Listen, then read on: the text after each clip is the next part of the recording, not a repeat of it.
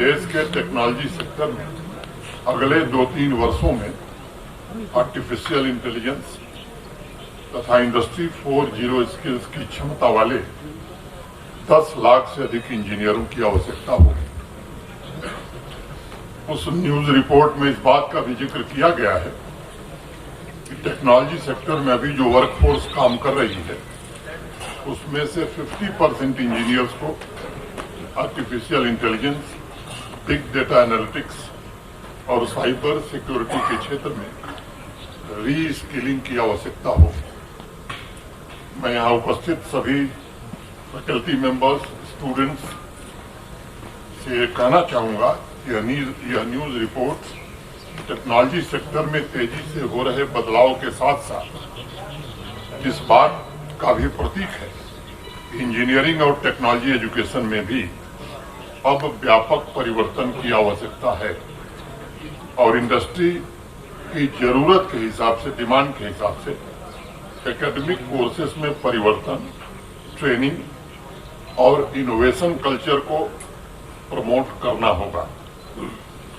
आज किसी भी इंजीनियरिंग कॉलेज के सामने सबसे बड़ी चुनौती है वह रिलेवेंट कैसे बना रहे, और वो तभी संभव है जब कॉलेज इंडस्ट्री की जरूरतों को पूरा कर सके।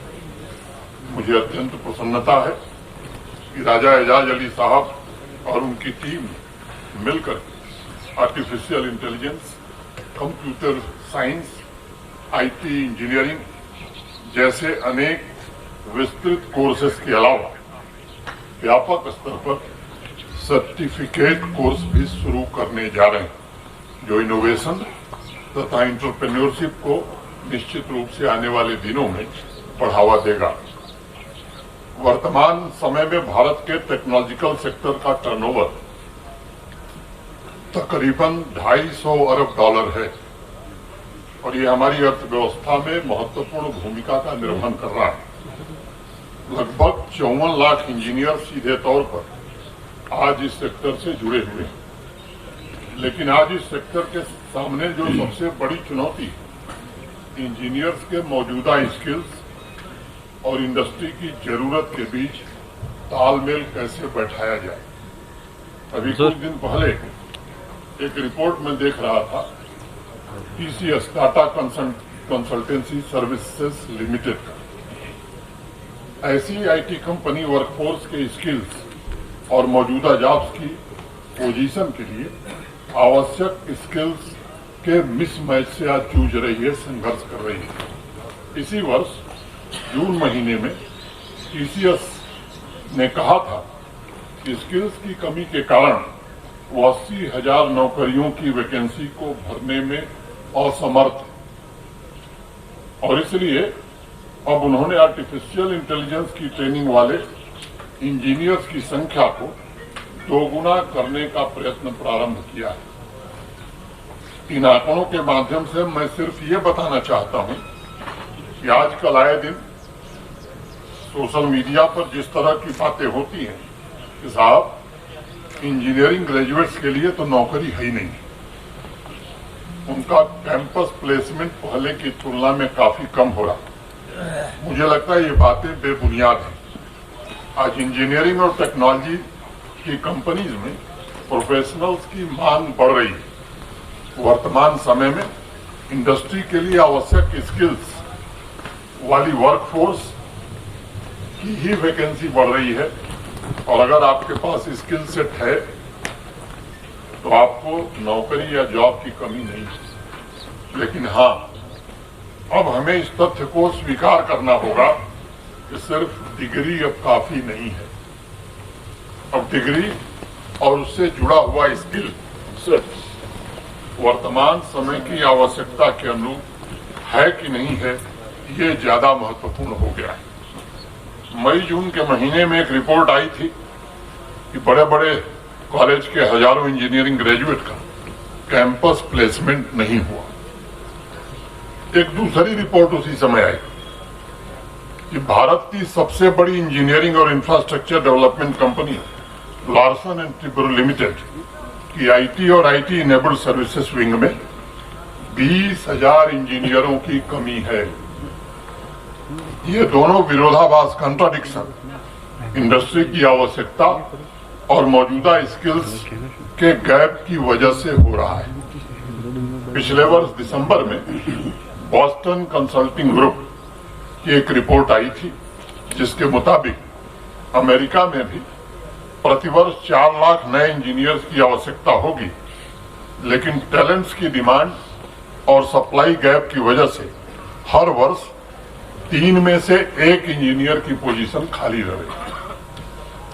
इन सभी आंकड़ों से एक बात स्पष्ट हो जा रही है कि इंजीनियरिंग एवं टेक्नोलॉजी सेक्टर में टैलेंट्स के डिमांड और सप्लाई के बीच गैप निश्चित रूप से बढ़ रहा है।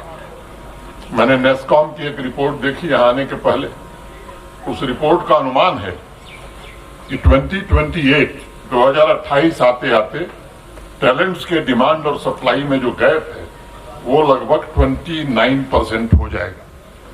और इसलिए मैं समझता हूं कि Kashmir college of engineering and technology के सामने एक बहुत बड़ी अपॉर्चुनिटी है, बहुत बड़ा अवसर है कि वह सिर्फ जम्मू कश्मीर नहीं बल्कि देश की प्रतिष्ठित कंपनीज के लिए टैलेंट पूल तैयार करे और आईटी के बेस्ट इंस्टीट्यूशंस के बीच आने वाले समय में अपनी जगह बनावे। मित्रों, यह सच है कि आज सिर्फ इनोवेशन महत्वपूर्ण नहीं रह गया है, बल्कि इनोवेशन का कमर्शियलाइजेशन और उसकी गति ये ज्यादा महत्वपूर्ण हो गई। आर्टिफिशियल इंटेलिजेंस और बिग डेटा एनालिटिक्स की टेक्नोलॉजी से संबंधित इनोवेशन में पिछले वर्ष की पहली छमाही की तुलना में इस वर्ष जो ग्रोथ है वो 25% ज्यादा है। इसके साथ ही साथ नए टेक्नोलॉजी के आईपी प्रोटेक्शन के लिए किए जा रहे एप्लीकेशन में भी भारी मात्रा में वृद्धि हुई है, जो इस बात को दर्शाती है कि कंपनीज अब आईईसी मॉडल पर विशेष रूप से ध्यान दे रही हैं। आईईसी माने innovation, evolution and commercialisation. Ministry of commerce and industry ने इस वर्ष मार्च में एक आंकड़ा जारी किया था, जिसके मुताबिक हर 6 मिनट में एक नई टेक्नोलॉजी के आईपी प्रोटेक्शन के लिए एप्लीकेशन फाइल हो रही है। पिछले वर्ष प्रतिदिन एवरेज 250 पेटेंट जारी किए गए और लगभग 28,000 नए इंजीनियरिंग डिजाइन ये भी रजिस्टर हुए। मैं मानता हूं कि इनोवेशन की इस गति से स्टार्टअप्स के इकोसिस्टम को मजबूत आधार मिल रहा है और आज देश के 625 जिले में कोई न कोई नया स्टार्टअप युवा चला रहे हैं, जिसमें सबसे बड़ी संख्या इनोवेशन आधारित स्टार्टअप्स ही हैं। आज अमेरिका और चीन के बाद इनोवेशन और स्टार्टअप्स के मामले में भारत विश्व में तीसरे स्थान पर है और इसलिए मुझे लगता है कि इंजीनियरिंग कॉलेज तथा इंडस्ट्री के बीच पहले से ज्यादा कोलैबोरेशन, सहयोग, मैं कहूं कि क्लोज कोलैबोरेशन की आवश्यकता है, ताकि टैलेंट्स के डिमांड और सप्लाई गैप को प्रभावी तरीके से कम किया जा सके। इंडस्ट्री के सामने आने वाली भविष्य की चुनौतियों का समाधान भी कॉलेज दें, ये वक्त की जरूरत है। मैं इंजीनियरिंग और टेक्नोलॉजी एजुकेशन से संबंधित एक और महत्वपूर्ण बिंदु पर आप सभी का ध्यान आकर्षित करना चाहूंगा। अभी कल ही मैं all India council for technical education 22-23 के आंकड़े देख रहा था। उसके मुताबिक इंजीनियरिंग और टेक्नोलॉजी में लगभग 30 लाख नए स्टूडेंट्स का इनरोलमेंट हुआ था। 21-22 में कैंपस प्लेसमेंट लगभग 8.5 लाख हुआ।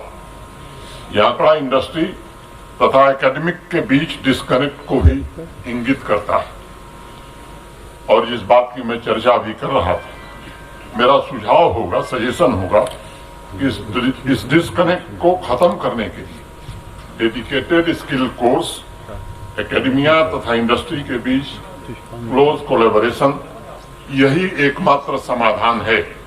मुझे प्रसन्नता है कि Kashmir college of engineering and technology ने इस कोलैबोरेशन को ध्यान में रखते हुए अपने कोर्सेज को डिजाइन किया है। मेरा विश्वास है इसकी प्रासंगिकता भविष्य में भी निरंतर बनी रहेगी। हमें इस बात को भी ध्यान में रखने की आवश्यकता है कि एनईपी नेशनल एजुकेशन पॉलिसी 2020 के रूप में इस देश को एक ऐसा इंस्ट्रूमेंट मिला है जो स्टूडेंट्स तथा टीचर्स दोनों को इनोवेशन और इन्वेंशन के लिए प्रेरित करता है। जम्मू कश्मीर में प्राइवेट सेक्टर का एक महत्वपूर्ण ये संस्थान बना है, इसके लिए मैं बधाई देता हूं।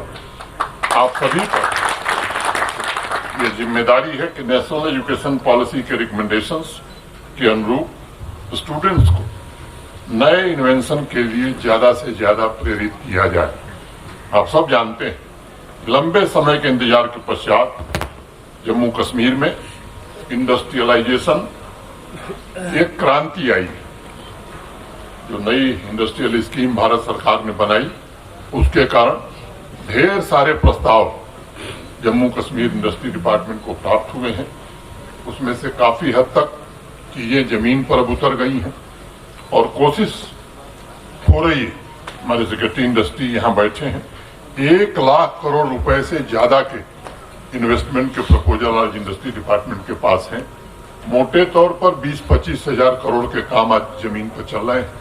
बाकी जो प्रस्ताव आए हैं उन्हें कैसे हकीकत में बदला जाए, इसकी पुरजोर कोशिश हो रही है।